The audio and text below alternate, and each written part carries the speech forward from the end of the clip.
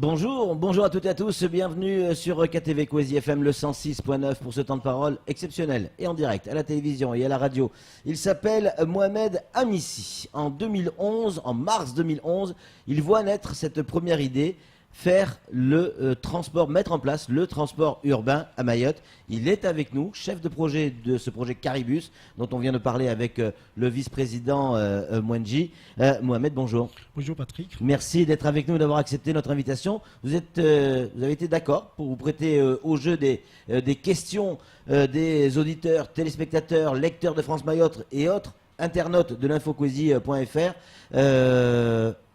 Vous répondez à toutes les questions ? On va répondre à toutes les questions. Vous êtes prêts ? Je suis prêt. Allez, la première question, celle qui pique le plus les yeux, c'est « Et les taxis ?» Qu'est-ce que vous allez faire de ces taxis ?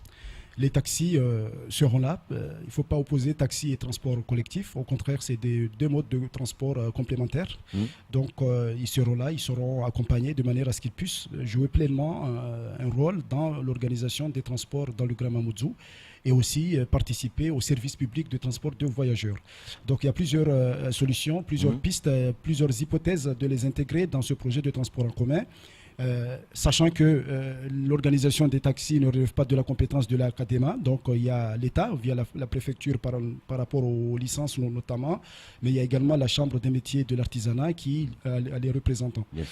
Au niveau de la CADEMA, nous étudions plusieurs scénarios qui intégreront donc les taxis dans ce projet-là. Je pense notamment à des marchés, ensuite des marchés de services publics. Il peut y avoir des marchés complémentaires qui seraient signés entre l'Académa, par exemple, et les taxis, notamment pour desservir les zones les plus excentrées. Je pense notamment au sud de Mamoudzou, qui ne bénéficie pas du même équilibre, en tout cas d'une même attractivité que le Mamoudzou Centre et Kaweni. Donc les taxis seront là, c'est une certitude. On ne va pas engager un projet de ce type-là, sachant que rien que pour Mamoudzou, on compte aux alentours de 350 taxis. Donc il y a un travail de fond qui est mené actuellement auprès même des taxis, de la Chambre des métiers et de l'État, pour voir de quelle manière on peut les intégrer dans le projet. Combien au-delà du prix, on va en parler tout à l'heure, mais ce gros projet, ce gros chantier qui va être mis en place sur Mamoudzou, en tout cas sur l'Interco, est-ce que ces chantiers, les entrepreneurs locaux vont pouvoir en bénéficier ou ça va être encore une fois que des grosses entreprises ?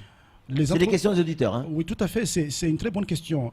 Nous allons engager grosso modo autour de 75 millions d'euros en investissement au niveau des aménagements.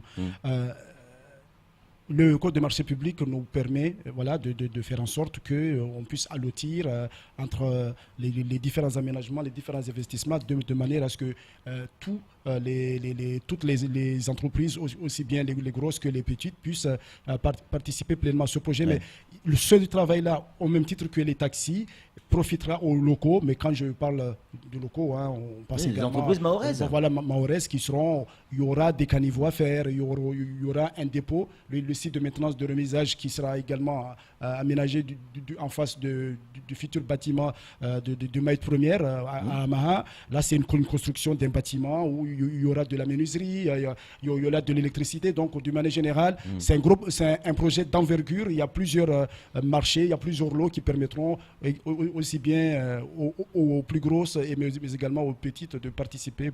Mohamed, combien va coûter le ticket de bus ? Alors, la politique tarifaire est en cours d'élaboration. C'est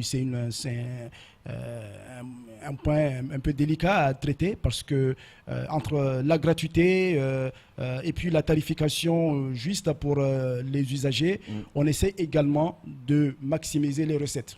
Voilà. Je ne dis pas que le ticket de transport sera à 2 euros ou à 1,80 €, mais entre la tarification, le fonctionnement des bus, tout à l'heure vous avez interrogé le président sur le coût de fonctionnement.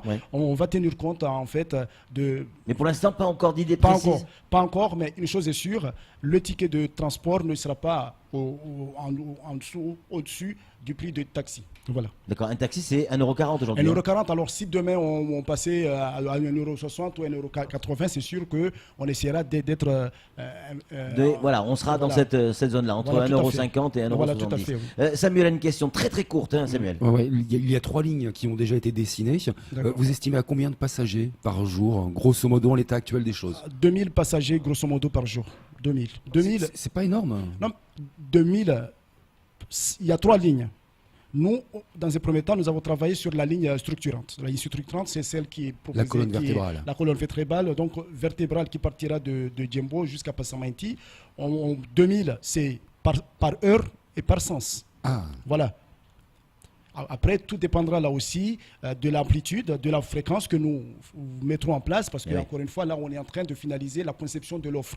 Donc, mais on sait qu'avec les aménagements, les bus que nous allons acquérir, on pourra transporter par heure et par sens en moyenne 2000 passagers. Oui, donc on est plus à 30 000 par jour qu'autre chose, quoi. Voilà. En tout cas, c'est cette ambition-là que nous visons. Avez-vous pensé aux abribus nous pose question posée par les auditeurs. Bien entendu, les abribus font partie de l'attractivité du réseau. Donc on aura des stations dignes d'un vrai réseau de transport en commun. Ça ne sera pas des poteaux, ça sera des abribus dimensionnés. Comme on a en métropole. Voilà, tout à fait, comme on a en métropole. Après, l'architecture ou leur conception ne sera pas la même, mais on aura des vrais abribus adaptés aux personnes à mobilité réduite, où on pourra s'asseoir et attendre les transports en commun. Et puis après, peut-être que demain, parce que c'est une ambition que nous visons aussi, et là je peux vous le dire, pourquoi pas demain avoir des abribus où on peut se connecter sur Internet parce qu'il y a la Wi-Fi à côté, etc. Donc on joue vraiment sur le confort, l'attractivité du réseau. Et là, les abribus seront d'une qualité extraordinaire de manière à convaincre, aussi à montrer que nous cherchons à améliorer le fonctionnement du réseau. Flo, très rapidement, parce qu'on a encore plein de questions des auditeurs. Ouais, là, c'est une question technique sur c'est pas fixé le coût du ticket. En métropole, dans les grandes villes, quand vous prenez un ticket de bus, vous pouvez changer de bus pendant une heure, vous ne repayez pas. Ici, vous prenez un taxi, vous descendez à la barge, vous en reprenez un autre pour aller à Kaweni, vous repayez un taxi. Vous, votre tarification, ce sera quoi? Un ticket de bus unique et on peut changer de bus, ou on repaiera à chaque bus? Mais déjà, il y aura probablement une grille tarifaire. On aura donc un ticket unique. Il y aura des abonnements, aussi bien pour les professionnels que pour les personnes à mobilité réduite, les étudiants, les scolaires. Mais effectivement, on travaillera sur la durée de l'utilisation d'un ticket de bus. Je prends un exemple. Peut-être qu'avec le ticket de bus urbain, on pourra l'utiliser durant une heure. À partir, je prends le bus à 7 heures. À partir de 8 heures, je ne pourrai plus l'utiliser. Mais durant une heure, j'aurai le temps de faire le tour du Grand Mamoudzou avec le même ticket. Voilà, tout à fait. Est-ce que dans votre projet, vous avez intégré la notion de sécurité ou d'insécurité? Ah ben oui, malheureusement c'est un point, c'est un sujet qu'on ne peut pas mettre de côté. Nous y travaillons énormément, aussi bien aux abords des stations, des arrêts de bus, de manière à mettre en sécurité ou à donner confiance aux passagers des transports en commun, mais également à l'intérieur des transports en commun. Tout à l'heure, on a parlé des contrôleurs, des médiateurs. L'idée, au fond, c'est d'éviter de recruter 600 médiateurs parce qu'il y a de l'insécurité dans les transports en commun. Oui. Donc, un travail de fond sera fait. On fera en sorte que ces transports en commun soient en sécurité. Mais malheureusement, c'est un phénomène que nous voyons partout, à La Réunion, en métropole, ou parfois dans les transports en commun, il y a des phénomènes d'insécurité. Mais à Mayotte, on va faire en sorte qu'on ne retrouve pas ces phénomènes-là. À quoi vont ressembler les bus? Est-ce qu'on va avoir des bus qu'on appelle des bus propres, comme on a en métropole, c'est-à-dire qu'ils ne polluent pas ou très peu? Bon, en réalité, au fond, tous les bus polluent. Oui. Voilà. Ce que nous allons faire ici, à travers ce projet de transport en commun, c'est un projet de BHNS, ce qu'on appelle les bus à haut niveau de service. Voilà. On ne dit pas que ça ne va pas polluer, mais en tout cas, on n'aura pas les mêmes bus que nous avons connus dans les années 80 ou 90. Oui, on aura des bus qui polluent moins et puis des bus aux normes françaises et européennes. À quoi ils vont ressembler ces bus? Ça va être quoi? Ça va être des grands bus comme il y a dans les grandes villes de métropole avec des soufflets ou c'est les bus tels qu'on peut les connaître pour les ramassages scolaires? Sur la ligne structurante, donc la colonne vertébrale du réseau, on aura ce qu'on appelle les bus articulés. Donc, grosso modo, qui pourront transporter plus de 200 personnes. Ah oui. Entre place assise et place debout. Et puis, on aura également des bus de longueur de 12 mètres, donc en moyenne, c'est 80 places. Et pour les autres lignes, notamment les bus qui vont pénétrer dans les villages, là, on aura des midibus qui seront, ou des minibus. Donc, grosso modo, on tournera autour de 25 places, de 30 places, parce que la circulation à l'intérieur des villages également ne. Mais on verra ces grands bus à souffler dans Mamoudzou. Voilà, tout à fait. C'est incroyable, ça. Samuel, très rapidement, on a plein de questions qui arrivent, là. Dans la construction, dans la réalisation des lignes, il y a 3 pôles d'échanges multimodaux qui sont prévus au nord, au sud et au centre. C'est quoi des pôles d'échange multimodaux? Les pôles d'échange multimodaux, c'est des nœuds de connexion, d'interconnexion entre les différents modes de transport. Ce qu'on appelle un hub? On peut l'appeler hub, mais bon, la définition d'un pôle d'échange est encadrée par le ministère et ses directions. Là, par exemple, à Mamoudzou, en face du comité de tourisme du marché couvert, on aura un pôle d'échange multimodal. Ce sera le pôle d'échange principal. Voilà. Là, une espèce de gare routière, quoi, en fait. Hein. C'est plus qu'une gare routière, parce qu'en fait, un pôle d'échange a 3 missions. Il y a la mission service transport, il y a la mission aménagement urbain, donc espace public, et puis il y a la mission économique. Autrement dit, on aura de l'animation, on aura différents modes de connexion, de transport en commun, de maritime, terrestre, on aura des aires de stationnement pour le covoiturage, des aires pour les vélos. On peut imaginer des Vélib par exemple? Oui, c'est ce que nous prévoyons dans notre projet. Par exemple, au niveau de Djembo Score, on prévoit grosso modo 100 places de stationnement pour les vélos. Voilà. Donc on arrive à Djembo, on n'a pas envie de prendre les transports en commun, on peut prendre le vélo et se rendre facilement à Mamoudzou ou à Passamainti. Qui va payer? Est-ce que c'est nous qui allons payer? Il y a 3 questions en même temps, là, mais j'essaie de la regrouper. Est-ce qu'on va payer plus d'impôts pour payer ça? Non, on ne paiera pas plus d'impôts, en tout cas pas en fonctionnement. Il y a 3 financeurs des services publics de transport. Il y a les pouvoirs publics à travers les subventions publiques, les fonds propres.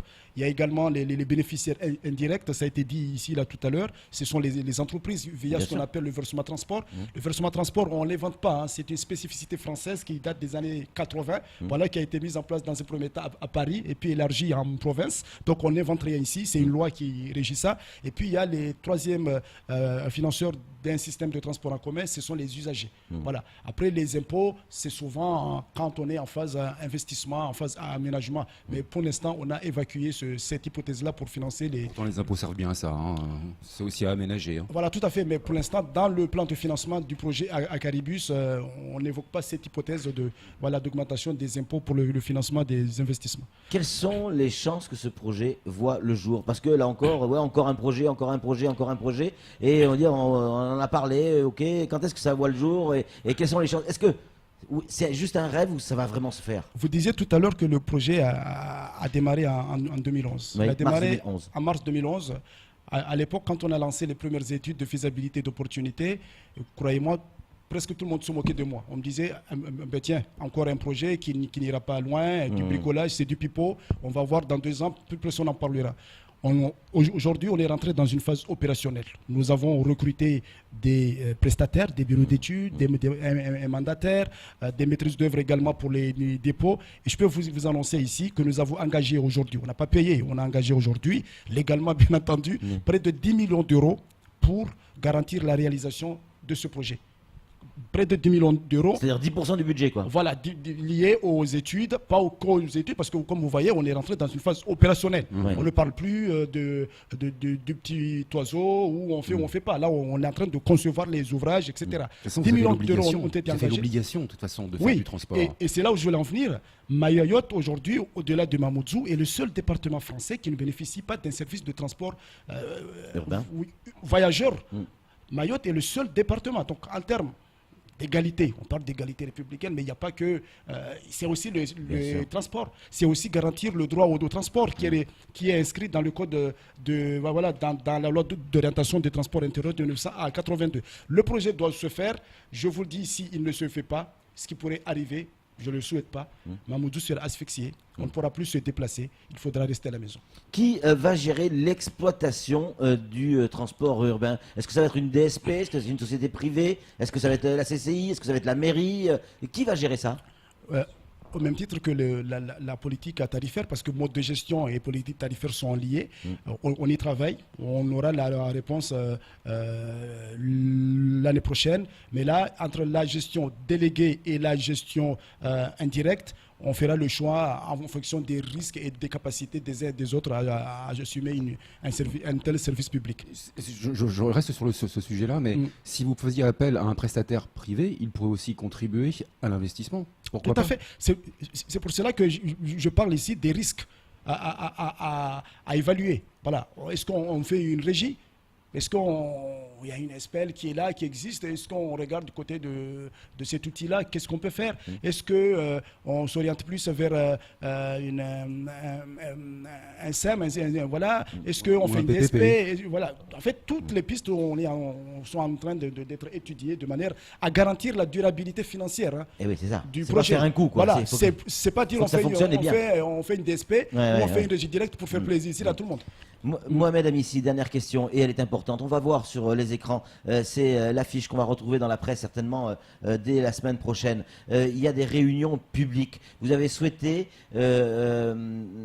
faire participer la population à ce projet pour qu'elle s'approprie ce projet. Il y a plusieurs dates, hein, on va les rappeler. Il y a le lundi 4 décembre, ça sera à Passamenti, on le voit actuellement sur l'affiche qui est présentée à l'antenne. Il y aura également Msapéré le mardi 5 décembre à 18h. Il y aura Dembeni, ça sera le mercredi 6 décembre. Et puis à Mamoudzou, du côté de la mairie, le jeudi 7 décembre. À Kawini, il faudra encore affiner l'endroit. Hein. Là, c'est pas tout à fait. Je confirme que ça sera à la place du Sénat. Ah, ça y est, c'est officiel. Voilà. Ça sera donc place du Sénat. Ça sera le Voilà. vendredi 8 décembre. Et là, comment ça va se passer, Mohamed? Les gens viennent comme ça, monsieur tout le monde, Monsieur n'importe tout le qui monde, peut tout le venir monde, tout le monde et peut pose venir. les questions Tout qu'il à a fait. envie de poser. Comme on l'a fait là. Tout à fait, on présente le projet au bout de 15 minutes et puis on donne la parole à la population pour qu'elle nous pose toutes ces questions sur le foncier, sur les techniques. Mais est-ce que c'est sur- juste bon pour faire bien et dire bon on a intégré on a posé la population a posé sa question, mais est-ce que vous allez tenir compte de la problématique des gens qui vous poseront des questions? Est-ce qu'on peut encore modifier le projet en fonction de la population? On peut modifier en fonction des contraintes. Oui. Si par exemple demain à Kawini, je prends un exemple, Ouais. hein, Ouais. on voit la difficulté de négocier à l'amiable sur quelques mètres pour Ouais. élargir les trottoirs Ouais. et qu'on voit que ça risque de repousser la livraison des aménagements à peut-être à 2025 ou 30, c'est sûr que le projet peut évoluer. Mais l'idée ici au fond, c'est de faire en sorte que la population s'approprie le projet et qu'elle accepte de voir ce projet-là comme étant le sien. C'est son projet, c'est pas le projet de Mohamed Amissi, c'est pas le projet des techniciens, c'est le projet de la population. Donc on fait en sorte qu'elle sache où est-ce qu'on en est, où est-ce qu'on va, de manière à ce qu'elle l'accepte et qu'elle puisse nous accompagner dans sa réalisation. Sam, pour conclure. Oui, c'est un projet qui pour moi ne concerne pas que Mamoudzou, c'est vraiment Mayotte tout entière. Je suis habitant de Kanikeli, est-ce que je peux me rendre à ces réunions publiques? Vous pouvez, oui. Vous pouvez parce que ça a été dit là tout à l'heure par le vice-président de l'Académa. On travaille également sur la complémentarité, la coordination entre le réseau de transport interurbain du conseil départemental et le réseau de transport urbain de l'Académa. Donc on peut effectivement venir nous poser des questions. Je vois déjà une question qu'on pourrait nous poser. Comment je vais faire, moi qui prendrai le bus à Tsararano, sachant qu'il y a des embouteillages depuis Tsararano aujourd'hui jusqu'à Passamenti en termes de régularité, en termes de ponctualité.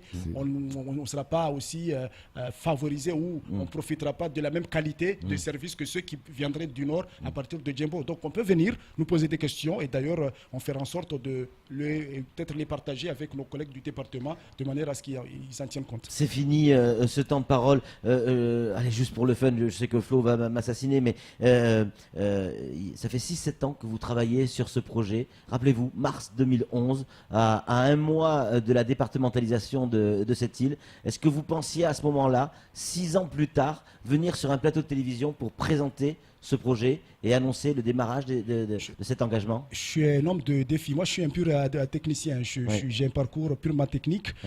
On travaille pour réaliser des choses. On est jugé par ce que l'on fait. Donc, on ose. Mais c'est une aventure humaine aussi. C'est une aventure humaine et on ose s'attaquer à ce que beaucoup n'osent pas faire parce que c'est comme ça qu'on est évalué. Moi, je ne suis pas évalué à travers mes écrits. Je suis évalué à travers ce que je produis, ce que les gens voient. Donc, en 2011, moi, personnellement, quand j'ai réussi à convaincre les élus de se lancer dans ce projet, c'est parce que j'y croyais. Au fond, je ne l'ai pas fait. Félicitations Mohamed Amissi. En tout cas, il y a des projets. Il y a un projet à Mayotte et c'est clair, il est ambitieux. C'est clair qu'il va coûter très cher. On va trouver les fonds. Enfin, on va, surtout vous, parce que moi, je ne vais pas vous aider là-dessus. Mais en tout cas, on vous souhaite beaucoup de courage. Merci. Un mot? Oui, s'il vous plaît, faites en sorte que ce que vous nous montrez dans vos plans ressemble à ce qui sera demain. C'est-à-dire qu'il y ait des végétaux, de la végétalisation. C'est magnifique ce que vous nous présentez, véritablement. Donc faites en sorte que ce soit aussi beau dans le Merci beaucoup Mohamed Amissi. On rappelle, vous êtes le chef de projet de Caribus. Mon petit doigt me dit qu'on aura l'occasion de vous revoir sur les plateaux de télévision. En tout cas, félicitations. Merci. Allez, c'est tout pour ce temps de parole. Tout de suite. La suite de nos programmes.